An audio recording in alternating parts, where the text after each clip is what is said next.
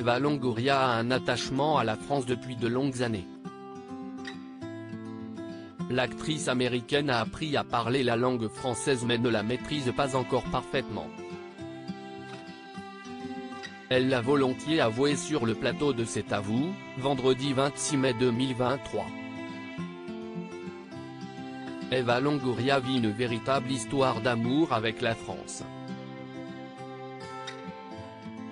C'est en 2004 que l'actrice révélée au monde entier dans la série Desperate Housewives officialise sa relation avec le basketteur français Tony Parker. S'ils se quittent en 2010, elle reste très attachée à l'Hexagone. Quand j'étais mariée à Tony, il était dans l'équipe de France de basket et on allait dans plein de petites villes.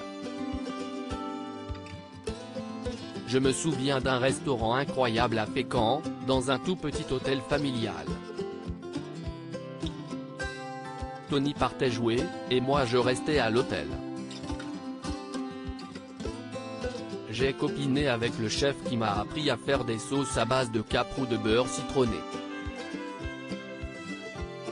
Évidemment, tout est meilleur avec du beurre, avait-elle confié avec amusement dans les colonnes du magazine Elle.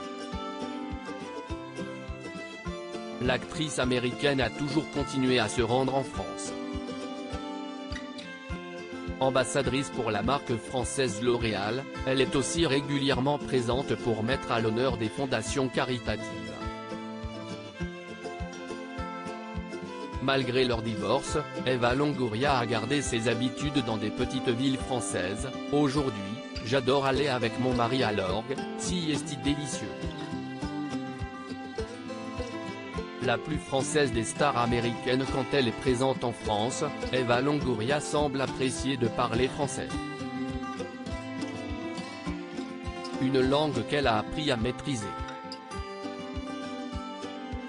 Invitée d'Anne-Elisabeth Lemoine, sur le plateau de C'est à vous, vendredi 26 mai 2023, elle s'est confiée sur le film qu'elle a dernièrement réalisé. Un film qui raconte l'ascension phénoménale d'un homme d'origine mexicaine, qui sans avoir fait d'études parvient à lancer sa propre marque de chips et devient multimillionnaire.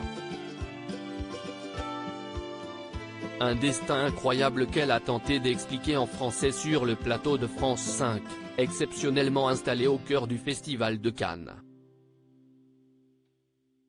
Je ne sais pas pourquoi j'essaie de parler en français là tout de suite.